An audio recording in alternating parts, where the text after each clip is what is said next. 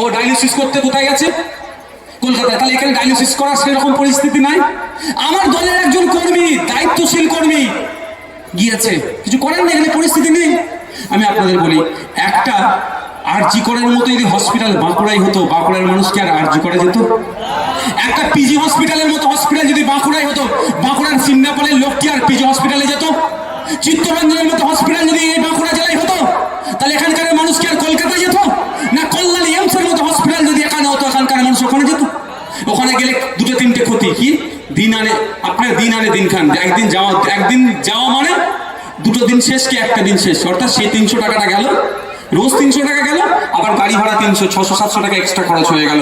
ওটা কি আপনি এখানে কোতলপুরে হতো, বিষ্ণুপুরে হতো, বাঁকুড়ায় হতো, তাহলে 100-200 টাকায় কাজ মিটে যেত। বিকালে যেতেন, কাজ ফাজ মিটিয়ে সন্ধ্যাবেলায় ট্রিটমেন্ট করে রাতের মধ্যে আবার চলে আসতেন, তারপরের দিন আবার কাজ করতে পারতেন, তাই তো?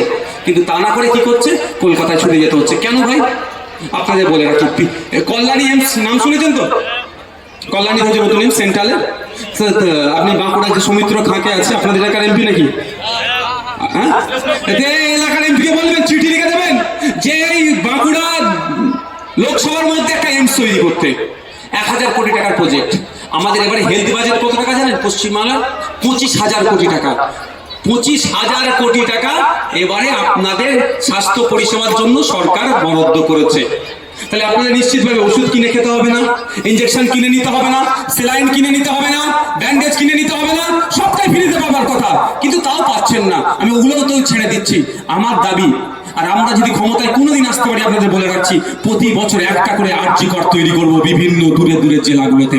প্রতি বছর একটা করে এমস তৈরি করবে এই ধরনের এমস, যদিও সেন্ট্রাল গভর্নমেন্ট, এমনি ক্যাটাগরির কথা বলছি। প্রতি বছর আমরা ক্ষমতায় আসলে বলে যাচ্ছি, ওদা করে যাচ্ছি, এই বাঁকুড়া, বীরভূম, ওদিকে শিলিগুড়ি, কুচবিহার, দিনাজপুর এবং সুন্দরবন প্রত্যন্ত এলাকাতে আপনি মিলিয়ে নেবেন, প্রতি বছর একটা করে পিজি হসপিটাল আমরা তৈরি করব। যাই জেলার মানুষ ওখানেই ট্রিটমেন্ট করবে, কলকাতায় যেতে হবে না। এটাই তো তফাৎ ওদের সাথে আমাদের করে রাখতে হবে যে গ্রামের মানুষ শহরে যদি না যায়, তাহলে শহরের বাবুদের তো সব বিজনেস বন্ধ হয়ে যাবে। বড় বড় রেস্টুরেন্ট, হোটেল খুলে রেখেছে, তুমি যাবে ওখানে খাবে, ওদের ইনকাম হবে। ওই জন্য তোমাকে হাতে না পেরে বলছে পাতে মারছে। তাই আমরা গ্রামের মানুষ, শহরের মানুষ সবাইকে সমান গুরুত্ব দেব। গ্রামের মানুষ যাতে না শহরে গিয়ে ট্রিটমেন্ট নিতে হয়, গ্রামেই যাতে ট্রিটমেন্ট নিতে হয়, জেলার মানুষকে জেলাতেই যাতে ট্রিটমেন্টের ব্যবস্থা করা যায়, তার জন্য আমরা বছরে বছরে SSKM তৈরি করবো, আরজি কর তৈরি করবো, চিত্তরঞ্জন তৈরি করবো, পিজির মতো হসপিটাল তৈরি করবো। আপনারা যদি আমাদের সাথ দেন, তাই 2026 সাল আসছে, আমাদেরকে শপথ নিতে হবে বিজেপি তৃণমূলের বিরুদ্ধে ঐক্যবদ্ধ লড়াই করতে হবে। সে ঐক্যবদ্ধ লড়াইয়ের জন্য এখনই আমি নিয়োজিত আছি। বিভিন্ন রাজনৈতিক দলের সাথে কথা বলছি, যারা বড় রাজনৈতিক দল তাদের সাথে, এবং ছোট ছোট যে সমস্ত রাজনৈতিক দলগুলো আছে সবার সাথে কথা বলে ঐক্য তৈরি করার চেষ্টা করছি। 2026 সালে একদিকে বিজেপি তৃণমূল থাকবে, আর অপরদিকে বিজেপি তৃণমূলকে হারানোর জন্য সমস্ত শক্তিকে এক জায়গায় করবো। বিজেপি তৃণমূলের বিরুদ্ধে ও বিজেপি ও তৃণমূলের লড়াই হবে। আশা করছি আপনাদের মূল্যবান ভোট ও বিজেপির পক্ষে আসবে, অর্থাৎ আমাদের পক্ষে আসবে, ও তৃণমূল অর্থাৎ আমাদের পক্ষে আসবে। আমরা সহজেই বিজেপি তৃণমূলকে হারিয়ে এখান থেকে দিল্লিগামী ফ্লাইট ধরিয়ে তাদেরকে পাঠিয়ে দেবো। হবে তো ভাই? আর নাহলে ভোট নেবে আপনার, আর আপনার বিপদে বলবে যাও দিল্লিকে প্রতিবাদ করো। সকলে ভালো থাকবেন, সুস্থ থাকবেন। অনুরোধ, আপনাদের রাজনৈতিক মারামারি হানাহানিতে জড়াবেন না। আর একটা কথা বলে যাচ্ছি, আমার কানে কিছু খবর এসেছে যে আমাদের দলের মধ্যে থেকেও কেমন নাকি দুর্নীতির সাথে যুক্ত। বলে যাচ্ছি আপনাদের কথা দিয়ে যাচ্ছি, দুর্নীতির তদন্ত হচ্ছে। তদন্ত যদি সত্য প্রমাণিত হয়, আপনাদের একটা কথা দিয়ে যাচ্ছি, সেই উপজেলা উপডাঙ্গা হাই স্কুল, আপনারা অবাক হবেন, তথ্য বলছি। এখানকার ছেলেরা মাধ্যমিক পরীক্ষা দিয়েছে কতজন? 80 জন। পাস করেছে কতজন জানেন? 16 জন। আমার তো মনে হয় বাকি যে 64 জন আছে তাকে ফুল মিষ্টি নিয়ে গিয়ে দেখা করা দরকার, আজকের ডেটে ফেল হয়ে যাচ্ছে। কিন্তু এটা ভাববেন, কেন একটা হাই স্কুলের ক্লাস কটা থাকে? 5 থেকে 12। এটা কি উচ্চ মাধ্যমিক না মাধ্যমিক? মাধ্যমিক। তাহলে কম করে 5টা ক্লাস। টোটাল শিক্ষক কত জানেন আপনাদের স্কুলে? 5 জন। ও 3 জন, আরো 2 জন। তাহলে বলুন, তাহলে 5টা ক্লাস হয় না একসাথে? তো এই অবস্থা, 550 জন ছেলে মেয়ে পড়াশোনা করছে, মাত্র 3 জন টিচার দিয়ে হচ্ছে। এটা প্রশ্ন করুন না আপনারা। হাইয়েস্ট নাম্বার পেয়েছে 238 স্কুল থেকে। অন্যান্য স্কুলের লোয়েস্ট নাম্বার হচ্ছে 450, আর আপনাদের হাইয়েস্ট হচ্ছে 238, আর আপনাদের লোয়েস্ট হচ্ছে সরি যে থার্ড র্যাঙ্ক করেছে 193, 193 মার্কস পেয়েছে। মানে বুঝতে পেরেছেন? তাহলে ধ্বংস কারা হচ্ছে? কার বাড়ির ছেলেটা হচ্ছে? আপনার বাড়ির ছেলেটা। এটা মাথায় রাখবে, এটা মাথায় রাখবে। ধ্বংস আপনার বাড়ির ছেলেটা হচ্ছে। আপনার বাড়ির মেয়েটি ধ্বংস হচ্ছে, তার পড়ালেখা এখান থেকে শেষ করছে কে? রাজ্য সরকার, যে আপনাকে জ্ঞান দিচ্ছে না। ওয়াকফ নিয়ে আন্দোলন করতে গেলে দিল্লি যাও, তার কথা আপনি মানবেন কি মানবেন না আপনার ব্যাপার, কিন্তু সে হাতে করে আপনার ছেলের ভবিষ্যৎটাকে ধ্বংস করছে, আপনার বাড়ির মেয়ের ভবিষ্যৎটাকে ধ্বংস করছে। তাই সময়ে তাকে জবাব দিতে হবে যে আমার ভোট নিয়ে তুমি ক্ষমতার মসনদে আছো, আমার ভোটের জন্য তুমি মুখ্যমন্ত্রীর চেয়ারে বসে আছো, আমার ভোটের জন্য তোমরা শাসক দলের ভূমিকা পালন করছো, আর আমার ছেলে মেয়ের ভবিষ্যৎ তুমি খারাপ করছো। স্কুলে টিচার দিচ্ছ না, কোয়ালিটি অফ এডুকেশন এখানে প্রোভাইড হচ্ছে না। 80টা ছেলে মাধ্যমিক পরীক্ষা দিলে মাত্র 16টি ছেলে পাস করছে। তাহলে এখানকার শিক্ষা ব্যবস্থা কোন ধ্বংসতে পাঠিয়ে দিচ্ছ? কিন্তু বাঁকুড়া জেলার শিক্ষা ব্যবস্থা, বাঁকুড়া জেলার পার্সেন্টেজ অন্যান্য জেলার থেকে অনেক এগিয়ে থাকার পরেও কেন এই পুলিশ হলের এই প্রত্যন্ত গ্রামের ছেলে মেয়েরা পাস করতে পারবে না? এর দায় তো রাজ্য সরকারকে নিতে হবে। তাই এর উত্তর কিন্তু আগামী দিনে রাজনৈতিক ভাবে আপনাকে দিতে হবে। যদি না রাজনৈতিক ভাবে দিতে পারেন, তাহলে আগামী দিনে দেখবেন এত বড় স্কুল থাকলেও 3টে টিচার আছে, তখন আর টিচার পাবেন না। এটা মাথায় রাখবেন। আমি অবাক হয়ে যাচ্ছি, এত বড় স্কুল 3টে টিচার। ক্ষতিটা কার? মমতা ব্যানার্জির হচ্ছে, এই অভিষেক ব্যানার্জির হচ্ছে, এই এখানে কি চক্রবর্তী আছে, অরূপ চক্রবর্তী নাকি, অরূপ চক্রবর্তী সাহেবের হচ্ছে। ওসব ওদের ছেলে মেয়েদের সব প্রাইভেট স্কুলে পড়াচ্ছে, বাইরে পড়াচ্ছে, লন্ডনে, আমেরিকাতে, ফ্রান্সে, জার্মানিতে, জাপানে পড়াচ্ছে। আর আপনাদের ছেলে মেয়েদেরকে লাঠিয়াল বানাবার জন্য স্কুলগুলো থাকলেও তালা বন্ধ করে দিচ্ছে, অর্থাৎ টিচার দিচ্ছে না। কেন? আপনার ছেলে মেয়েরা যখন শিক্ষিত হয়ে যাবে, কোথায় যাবে? কলকাতায় যাবে পড়াশোনা করতে, আরো বেশি পড়াশোনা করবো, পার্শ্ববর্তী রাজ্যে চলে যাবে, দিল্লি চলে যাবে, বিদেশে চলে যাবে। তাহলে আপনার ছেলেগুলো লাঠিয়াল হবে, ভোটের জন্য মারামারি করবে, খুন করবে, করবে না? তাহলে অরূপ চক্রবর্তীকে জিতাবে কে?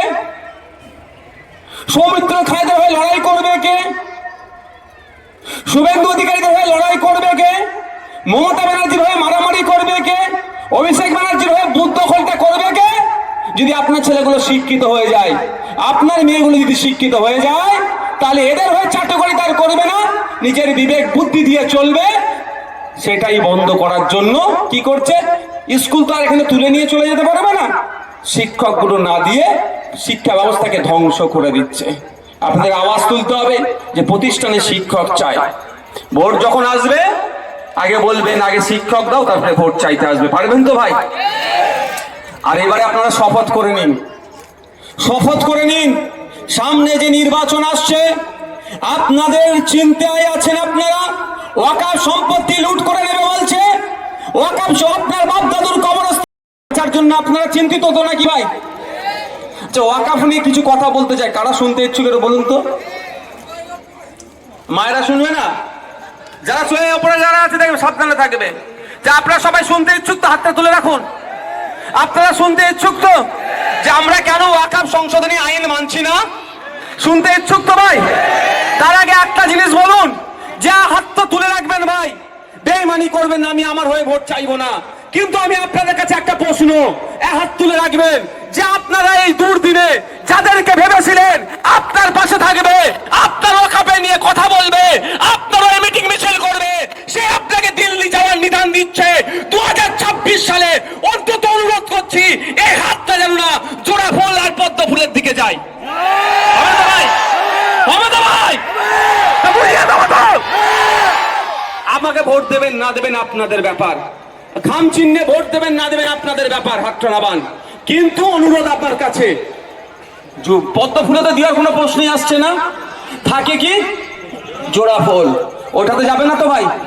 জবাব দেবেন তো ভাই? আমি বলছি না যে ওই জোড়া ফুলে না দিয়ে আমাকে দাও, ওটা বলছি না। যেখানে ইচ্ছা ভালো লাগবে দেখবেন, যদি আমাকে না ভালো লাগে নোটা আছে নোটাটা দেবেন, কিন্তু মমতা ব্যানার্জিকে একবার শিক্ষা দিয়ে দেবেন যে তুমি আমার আমি ভোট ছাড়া ক্ষমতার মসনদে বসতে পারবে না। সময় এসেছে শিক্ষা দেওয়া। আমি অবাক হয়ে যাচ্ছি। আচ্ছা, বন্ধু আসল কে ভাই? আসল বন্ধুটা কে? যে বিপদে পাশে থাকবে। বিপদ এখন আপনার মাদ্রাসার উপরে এসে ঘুরেছে, আপনার মসজিদের উপরে, আপনার কবরস্থানে, আপনার গীতগাতে কেড়ে নেওয়ার একটা অপচেষ্টা চলছে। এখন তো প্রকৃত বন্ধু যে আমার পাশে থাকবে, কাঁধে হাত দিয়ে বলবে চিন্তা করো না, আমি আছি, তুমি লড়াই করে যাও, তোমাকে আমি প্রোটেক্ট করব, সেটা করেছে। তার পরিবর্তে কি বলছে? কি বলছে ও তার পরিবর্তে? যে দিল্লির বিষয়, দিল্লি গিয়ে আন্দোলন করো। 100 দিনের টাকা বন্ধ করে দিয়েছিল, এটাও তো দিল্লির বিষয় ছিল। এখানে প্রতিবাদ মিছিল তৃণমূল করেনি?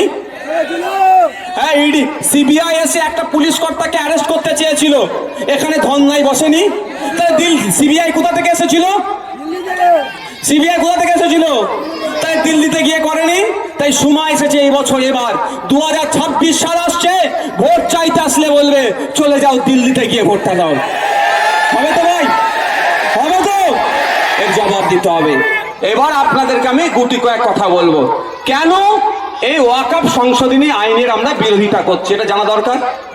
জানা দরকার তো। প্রথম বলি, এই আইনটা দেখিয়ে এই ওন্দার বিধায়কেরা ভোটে আর জিততে পারবে না। ও মা, হিন্দু মানুষরা ওকে বুঝে নিয়েছে, এই ভকাশ ও বুঝে নিয়েছে, বিজেপি ভকাশ। বিজেপি আর তৃণমূল আলাদা নয়। কেন বিজেপিকে ভোট দিয়েছিল? বিজেপি একটা বড় দল, তৃণমূলের অত্যাচারের হাত থেকে বাঁচবো বলে, তাই তো নাকি? হিন্দুরা এই জন্যই ভোট দিয়েছিল। এখন কি হিন্দুদের লাভ করতে পারছে? বরঞ্চ হিন্দুরা ক্ষতিগ্রস্ত হচ্ছে। এই বিজেপি তৃণমূল হাত মিলিয়ে তৃণমূলকে বাঁচিয়ে দিচ্ছে। তো ভয় পাচ্ছে এবার হারবে, ওই জন্য হিন্দু মুসলমান খেলা খেলতে চাইছে। যাক।